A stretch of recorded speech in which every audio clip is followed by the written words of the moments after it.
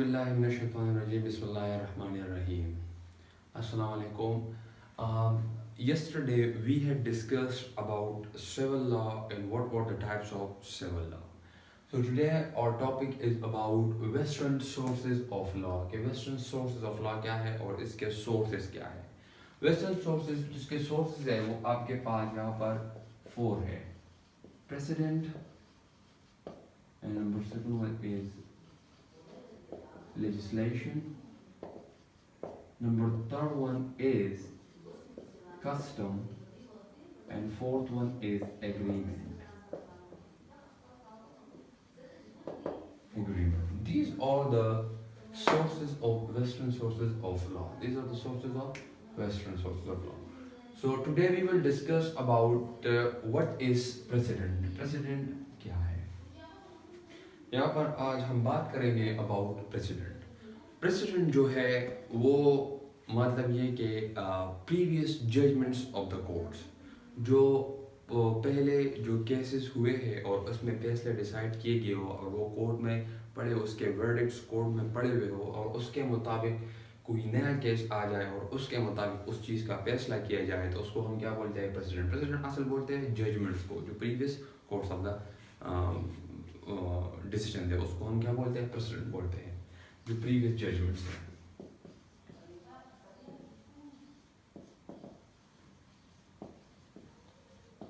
उसको हम क्या बोलते हैं? प्रेसिडेंट बोलते हैं. आस्टन इसके बारे में क्या कहता है? प्रेसिडेंट के बारे में आस्टन क्या कहता है? आस्टन कहता है guidance derived from the past decisions of the court for the future cases. Aston कहता है कि हमें जो गाइडेंस मिलती है, जो पुराने केसेस, जो पुराने वर्डिक्ट्स है, उसके हमें वो केसेस है गाइडेंस में मिलती है, जो फ्यूचर में केसेस आते हैं उसको हम क्या बोलते हैं? एक प्रेसिडेंट बोलते हैं. जिससे फ्यूचर केसेसों में हमें एक आसानी होती है और उसको हल करने के लिए इतना पर वो टाइम नहीं लगेगा. सही है. तो उसको हम क्या बोलते हैं? एक प्रेसिडेंट बोलते हैं. प्रेसिडेंट मीन प्रीवियस जजमेंट्स, जो previous judgements of the courts है उसको हम क्या बोलते हैं? एक प्रेसिडेंट बोलते हैं. फिर प्रेसिडेंट के टाइप्स है वो हम फर्दर डिस्कस करेंगे. So guys, these are the kinds of precedent. So number first one is authoritative precedent, persuasive precedent, and regional precedent and declaratory precedent. यहाँ पर authoritative precedent क्या है? authoritative precedent ये है कि authoritative precedent ये है कि अगर सुप्रीम कोर्ट कोई फैसला करता है, अगर कोई फैसला सुनाता है तो वो फैसला जो है उसके आगे वो आपका जो हाई कोर्ट है वो भी बाउंड है, आपका जो लोअर कोर्ट है वो भी बाउंड है. वो इस फैसले को क्या मानेंगे? कंसीड करेंगे इस फैसले को कि सुप्रीम कोर्ट जो भी फैसला करेगा वो हाई कोर्ट और लोअर कोर्ट पे क्या है? बाउंड है, वो उसको एक्सेप्ट करेगा. अगर यहाँ पर कोई फैसला हो जाए, हाई कोर्ट कोई फैसला करेगा तो वो क्या इस पर बाउंड है? वो लोअर कोर्ट पे है कि लोअर कोर्ट उस चीज़ को क्या कंसीड करेगा, फैसले को तस्लीम करेगा. हाँ, जाएंगे हाई कोर्ट कोई फैसला करे तो सुप्रीम कोर्ट पर तो तस्लीम नहीं करेगा, उस पर तो बाउंड नहीं है. लेकिन उसके नीचे जो कोर्ट्स है, लोअर कोर्ट्स है, उस चीज़ पर क्या है? वो बाउंड है, उस चीज़ को कंसीड करेंगे. यहाँ पर एक एग्जांपल ये है कि अगर फॉर एग्जांपल सुप्रीम कोर्ट ने 2015 में कोई केस आया हुआ हो, 2015 में कोई केस आया हुआ हो और सुप्रीम कोर्ट ने उस पर कोई फैसला दिया है, सुप्रीम कोर्ट ने उस पर फैसला दिया है तो उस फैसले को हाई कोर्ट भी मानेगा और आपके जो लोअर कोर्ट है वो कोर्ट्स भी इस फैसले को क्या मानेंगे. सही कि उसने जैसे फैसला किया गया है तो हाई कोर्ट और सुप्रीम कोर्ट, हाई कोर्ट और आपके लोअर कोर्ट्स भी उस तरह का फैसला करेंगे. सही है. तो आपका ये क्या है? ये आपका एक अथॉरिटेटिव प्रेसिडेंट है कि उसमें लोअर कोर्ट्स और हाई कोर्ट सुप्रीम कोर्ट को बाउंड. यहाँ पर दूसरा जो आपका है वो आपका है परसुएसिव प्रेसिडेंट. परसुएसिव प्रेसिडेंट ये है कि कोई भी फैसला हो वो अगर आप माने या ना माने तो उसमें कोई एक आप कोई वो फोर्स नहीं करता. फॉर एग्जांपल मतलब मेरा ये है कि अगर सिंध हाई कोर्ट और पेशावर हाई कोर्ट में कोई फैसला हो रहा हो, एक केस आया हुआ है फॉर एग्जांपल 2010 में, एक केस आया हुआ है एक 2010 में और सिंध हाई कोर्ट ने उसका फैसला सुनाया है 2010 में. सिंध हाई कोर्ट ने उसका फैसला सुनाया है कि ये मतलब क्या क्या किसी ने किसी की गाड़ी चुराई थी और उसमें उसने फाइन लगाया है तकरीबन 50,000। कितना? 50,000 फाइन लगाया हुआ है उस पर। 50,000 फाइन उस पर लगाया हुआ है। तो अगर नया केस आया for example Peshawar high court में 2020 में एक नया केस आया, तो मेरा मतलब है कि पेशावर हाई कोर्ट जो है वो बाउंड नहीं है सिंध हाई कोर्ट के को उस तरह का फैसला सुनाए कि उस पर 50,000 का फाइन लगा है, उसने चोरी की। वो 10,000 भी लगा सकता है, 30,000 भी लगा सकता है, उससे ज़्यादा भी लगा सकता है उसको। या आप मतलब उसको सिंध हाई कोर्ट के जो फैसला कैटेगरी है उसको आप फॉलो करेंगे या ना फॉलो करेंगे, उसको कोई आपको कोई फोर्स नहीं करता। तो ये क्या है, ये आपका एक परसुएसिव प्रेसिडेंट है कि आपको कोई इसमें फोर्स नहीं करता कि आपको इस चीज़ को मानना। अगर सिंध हाई कोर्ट और हाई कोर्ट का फैसला, तो मैंने आपको एग्जांपल ली, आपको अच्छी तरह समझ आएगा कि इसमें मैं क्या बात कर रहा हूँ। अभी यहाँ पर है ओरिजिनल प्रेसिडेंट के। ओरिजिनल प्रेसिडेंट क्या है? ओरिजिनल जो ये है कि इसका इसका जो भी रूल है वो आपका स्टैट्यूट लॉ में नहीं है। मतलब जो भी केस में आया है वो आपके स्टैट्यूट लॉ में उसका सोल्यूशन नहीं है। तो जज उसके मुताबिक अपने पॉइंट ऑफ व्यू के साथ कोई केस का फैसला सुना सकता है। सही है, ओरिजिनल प्रेसिडेंट ये है। आपका जो नेक्स्ट रूल है वो आपका डिक्लेरेटरी प्रेसिडेंट। डिक्लेरेटरी प्रेसिडेंट क्या है? डिक्लेरेटरी प्रेसिडेंट वो है कि इसका एक न्यू रूल ऑफ लॉ नहीं होता, लेकिन ये ऑलरेडी एग्जिस्ट करता है कानून के किताबों में। एक इसका स्टैट्यूट लॉ, इसमें डिक्लेरेटरी प्रेसिडेंट का एक सोल्यूशन स्टैट्यूट लॉ में होता है। सही है। फॉर एग्जांपल ये है कि इसका मतलब इसके जो कन्विक्शंस है या इसके जो मतलब फाइन वगैरह है इस प्रेसिडेंट के, वो आपके स्टैट्यूट लॉ में मौजूद है। मतलब अगर कोई किसी को मार डाले, अगर किसी को मारे, तो उसके लिए क्या है, एक मतलब फांसी है ना। तो फांसी तो ऑलरेडी इस चीज़ को हमको इस चीज़ के बारे में तो हमें भी बताया कि अगर कोई कत्ल किसी और को किसी बंदे को करे तो उसको क्या, उसको फांसी होगी। मतलब ये ऑलरेडी मौजूद है, ये कन्वेंशन ऑलरेडी कानून किताबों में है। तो उसको क्या है, एक डिक्लेरेटिव प्रेसिडेंट बोलते हैं कि एक स्टैट्यूट लॉ में वो पहले से ही मौजूद हो और लोगों को पता हो कि इस बंदे को इस तरह का सजा। Okay guys, so element which increase the validity of the president, वो एलिमेंट्स जो आपके प्रेसिडेंट की विलिडिटी को इंक्रीज करता है आपके केस के बारे में।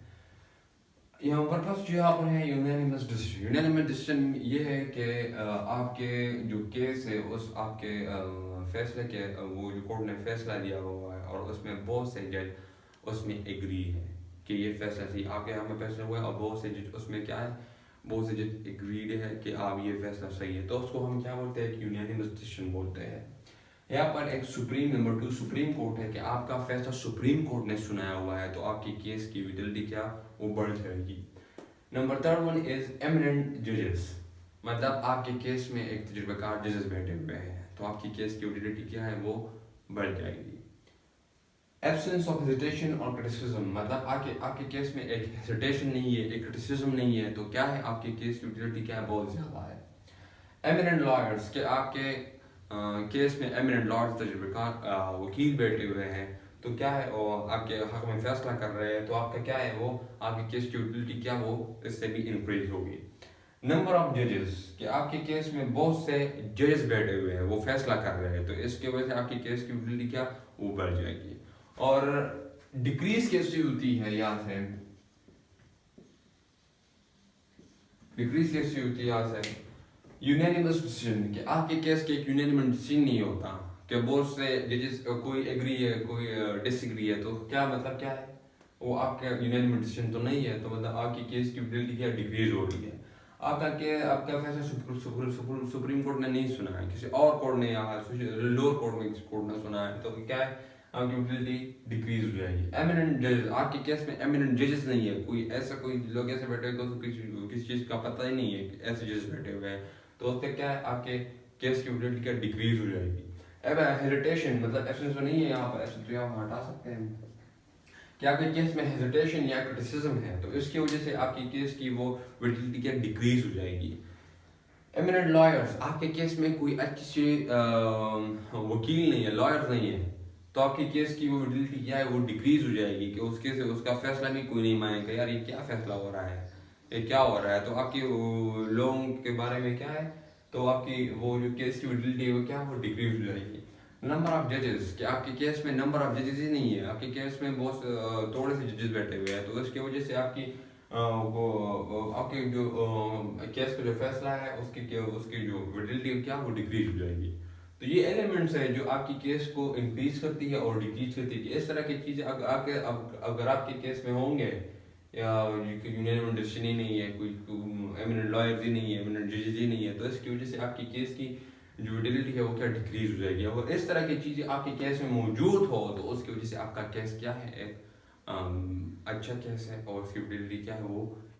Okay guys, so now we will discuss about the principle of precedent. के principle of precedent क्या है, precedent के principle क्या है। Number one is stare decisis, number second is ratio deciding, and number third is obiter dicta। सही है। तो star जो है यहाँ पर आपका एक लैटिन वर्ड है, एक लैटिन वर्ड है। इसका मतलब जो है स्टार डिसाइसिस का मतलब है to stand by the thing which has been already decided, कि वो चीज़ें जो पहले से डिसाइड की हुई, ये एक अथॉरिटेटिव की तरह है। अथॉरिटेटिव मतलब ये है कि उसमें सुप्रीम कोर्ट के आगे या आपका लोअर कोर्ट्स और हाई कोर्ट भी बाउंड है। सुप्रीम कोर्ट ने जो फैसला सुनाया है वो आपके हाई कोर्ट्स और लोअर कोर्ट्स पर भी क्या बाउंड होते हैं, अथॉरिटेटिव है। तो स्टार डिसाइसिस भी वो चीज़ है कि सुप्रीम कोर्ट ने 2015 में एक फैसला किया कि किसी 2020 में उसका वो एक और केस में आ जाए तो सुप्रीम कोर्ट, हाई कोर्ट और लोअर कोर्ट, अगर लोअर कोर्ट में हो या हाई कोर्ट में हो तो वो फैसला ऐसा करेंगे जैसे 2015 में सुप्रीम कोर्ट ने किया था। तो स्टार डिसाइसिस की चीज़ है कि सुप्रीम कोर्ट ने चीज़ को पहले डिसाइड किया गया है तो हाई कोर्ट और लोअर कोर्ट उस तरह का फैसला करेंगे। यहाँ पर आपका जो है रेशो डिसाइडेंट, रेशो जो आपका है यहाँ एक लैटिन वर्ड है, सही है, लैटिन वर्ड है और इसका मतलब जो है रीजन है। और डिसाइडेंट भी आपका एक लैटिन वर्ड है और इसका जो मतलब है जजमेंट्स। इसका मतलब लीगली इसका मतलब ये है कि what is the reason behind the judgment. उस रीजन के मतलब इस जजमेंट के बिहाइंड एक रीजन क्या है जो किसी भी कोर्ट ने इसका फैसला सुनाया है। तो डिसाइड का मतलब ये है। अब यहाँ पर ओबेटर डिक्टा है। ओबेटर डिक्टा भी मतलब ये भी एक लेटर वर्ड है सारा, और इसका जो मतलब है लेटर वर्ड है। ओबेटर डिक्टा का मतलब है सेड बाय द वे, कि आपने किसी चीज़ को किया। ये असल की यूज़ होता है एक जज के लिए कि वो अपने अपने केस में वैसे ही एक ओपिनियन, एक रिमार्क्स दे दे, वैसे ही एक कोर्ट्स दे, मतलब एक कोर्ट्स है कि मतलब अगर किसी ने किसी को मारा है, अगर किसी ने किसी को कत्ल किया गया है और वो जेल में, अगर उसका फैसला सुनाना है तो वैसे ही सेट बाय द वे कहे कि पुलिस को चाहिए कि वो अपना काम सही तरह से निभाए, इस तरह का जिस तरह इसने मुलजिम को पकड़ना है हम इसको मुबारकबाद देते हैं, इस तरह अपने काम को सर अंजाम दिया है। तो इस तरह के सेट बाय द उसको ओबेटर डिक्टा कहते हैं, जो जजेस कहते हैं अक्सर। सही। So guys, this was a class about the president, what is the president and what were the kinds of the president, and so now and already we have discussed about the element of the president, and we also discussed the principle of the president. So guys, if you like the video, so share and comment it and subscribe my channel. Thank you very much.